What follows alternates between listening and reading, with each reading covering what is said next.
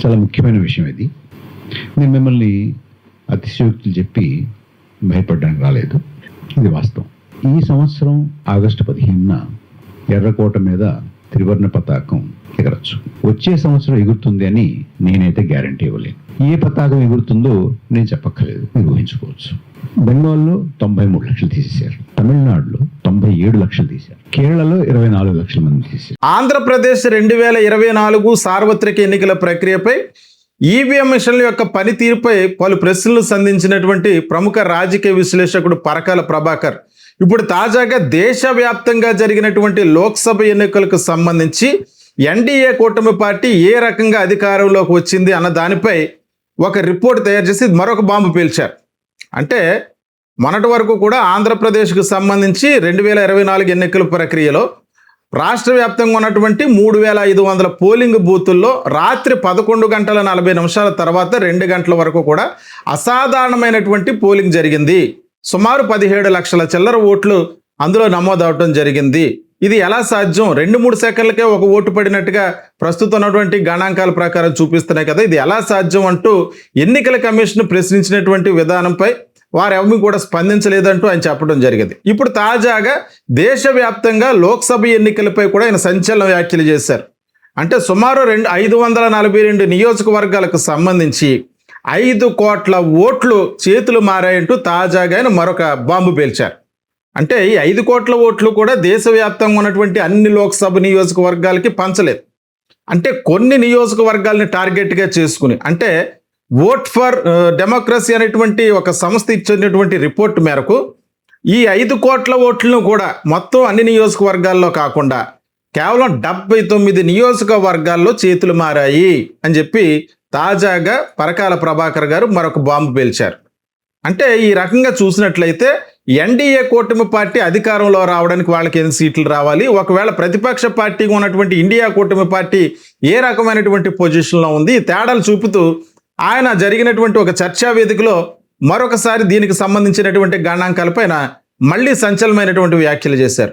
ఒక విధంగా చూసినట్లయితే ఎన్డీఏ కూటమి పార్టీకి 79 స్థానాలు తక్కువ రావాలి, అలాగే అది ప్రతిపక్షంలో ఉన్నటువంటి ఇండియా కూటమి పార్టీకి 79 స్థానాలు ఎక్కువ రావాలని చెప్పి వాటిపై విశ్లేషణ చేస్తూ ఇప్పుడు ప్రస్తుతం ఢిల్లీలో అధికారం కూటమి పార్టీకి వచ్చినటువంటి స్థానాలు 79 స్థానాలు కనుక ఒకవేళ తగ్గించినట్లయితే, అంటే ప్రస్తుతం ఎన్డీఏ కూటమి పార్టీకి వచ్చినటువంటి స్థానాలు ఏంటంటే 293 స్థానాల్లో ఎన్డీఏ కూటమి పార్టీ గెలిచి అధికారంలోకి రావటం జరిగింది. దీంట్లో 79 స్థానాలు తగ్గించినట్లయితే వాళ్ళకు వచ్చేటువంటి స్థానాలు 214. అలాగే ప్రతిపక్ష ఇండియా కూటమి పార్టీకి వచ్చినటువంటి స్థానాలు ఎన్ని? 234. ఈ 234కి ఈ యొక్క 79 స్థానాలు కలిపినట్లయితే 313 స్థానాలతో ఎన్డీఏని పక్కకి నెట్టివేసి ఇండియా కూటమి పార్టీ అధికారంలోకి వచ్చేది. కానీ అలా జరగలేదు. ఇవన్నీ తెలిసినా సరే రాజకీయ పార్టీలు ఎందుకు మౌనంగా ఉంటున్నాయన్నట్టు ఒక అర్థం కాని ప్రశ్నగా మిగిలిపోయిందంటూ ఆయన ఒక సెటైర్ కూడా వేశారు.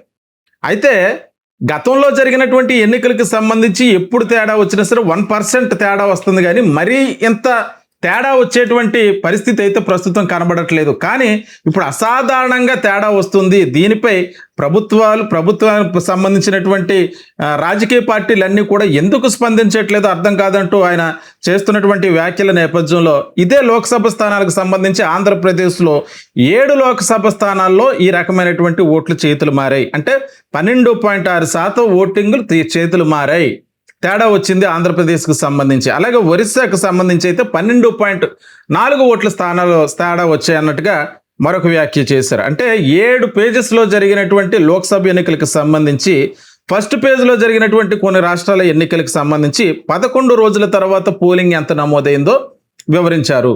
అయితే సెకండ్ పేజ్కి వచ్చేటప్పటికి అంత గ్యాప్ తీసుకోకుండా కేవలం 4 రోజులకే పోలింగ్ యొక్క శాతాన్ని తెలియజేశారు. అలాగా ప్రతి పేజ్కి సంబంధించి 2-3 రోజుల గ్యాప్లోనే ఎంత పోలింగ్ నమోదైనది అన్నది తెలియజేస్తూ వచ్చారు. కానీ చివరికి లాస్ట్ పేజ్, అంటే 7 పేజెస్లో జరిగినటువంటి లోక్సభ ఎన్నికలకు సంబంధించి లాస్ట్ 7th పేజ్ ఎన్నికలకు సంబంధించి మాత్రం జూన్ 1వ తారీఖున ఎన్నికలు జరిగితే జూన్ 4వ తారీఖునే మొత్తం దేశం అంతా కూడా ఫలితాలు వెల్లడించడం జరిగింది. అయితే జూన్ 4వ తారీఖున ఫలితాలు వెల్లడించిన తర్వాత ఆ జూన్ 1వ తారీఖుకి సంబంధించి మొత్తం కలిపి ఎన్ని ఓట్లు పోలయ్యన్న దానిపై జూన్ 6th ఇవన్నీ కూడా రివీల్ చేశారు. ఇదంతా కూడా ఈవీఎంల విషయంలో గందరగోళం నెలకొంది. దీనిపై ఇవన్నీ తెలిసినా సరే ఏ రాజకీయ పార్టీ కూడా ప్రశ్నించకుండా మౌనంగా ఉంటుంది అని చెప్పి ఆయన చేసినటువంటి వ్యాఖ్యలు తీవ్ర చర్చనీయాంశంగా మారాయి. జర్మనీ లాంటి దేశాల్లో కూడా ఈవీఎం మిషన్లతో ఓటింగ్ జరిగినప్పటికీ ఇప్పుడు వాటిని పక్కన పెట్టేసి బ్యాలెట్ ఓటు వైపు మొగ్గు చూపుతున్నారు, బ్యాలెట్ ఓటింగ్ జరుపుతున్నారు.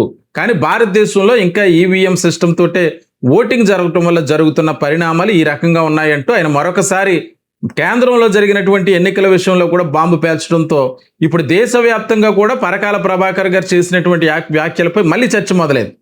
అంటే నిన్న మొన్న ఉండవల్లి అరుణ్ కుమార్ గారు, పరకాల ప్రభాకర్ గారు నిర్వహించినటువంటి ఒక చర్చా వేదికలో ముఖ్యంగా ఆంధ్రప్రదేశ్కు సంబంధించి నమోదైనటువంటి అసాధారణమైన పోలింగ్ కోసం చర్చించారు.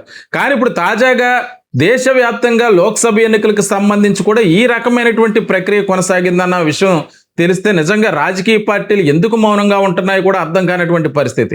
ఇప్పుడు మళ్ళీ పంజాబ్లో ఎన్నికలు వస్తున్నాయి. ఈసారి బీజేపీ పార్టీ ఏమని చెప్తుంది?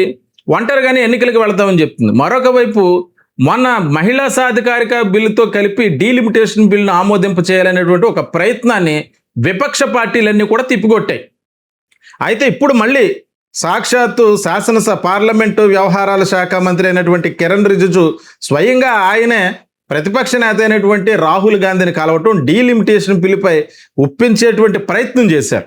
ఇప్పుడు డీలిమిటేషన్ బిల్లు కోసం ఎందువల్ల బీజేపీ పార్టీ తొందరపడుతుంది అంటే ఈ అసాధారణమైనటువంటి ఓటింగ్లకు సంబంధించిన అంశాలన్నీ కూడా ప్రజలకు తెలిసిపోయి బయటకు వచ్చాయి.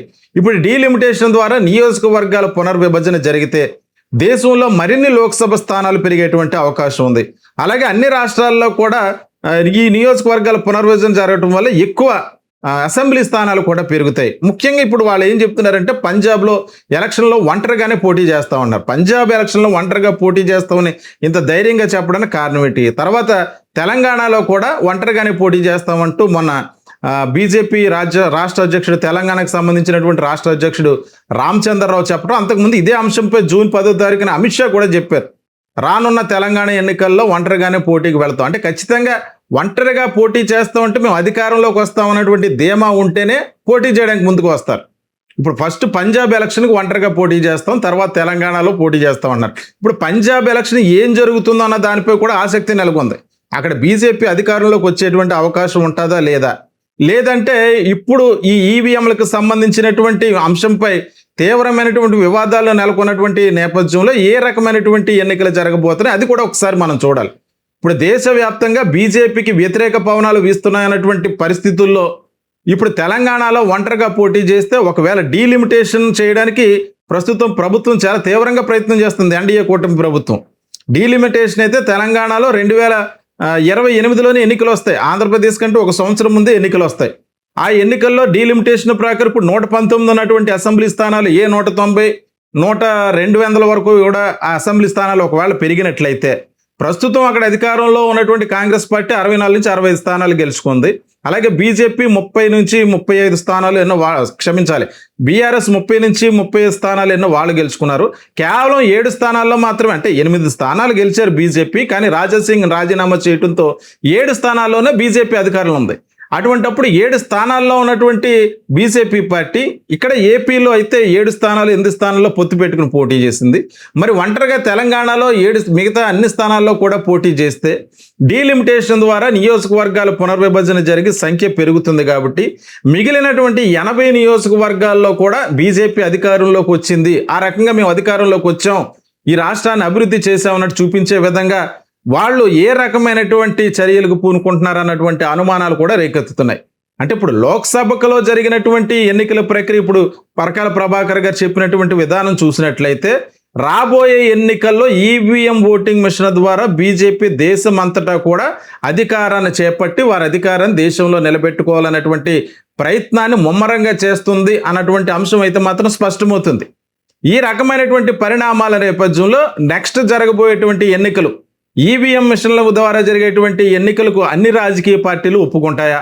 ఈ డీలిమిటేషన్కి సంబంధించినటువంటి బిల్లును ఓకే చేస్తాయా?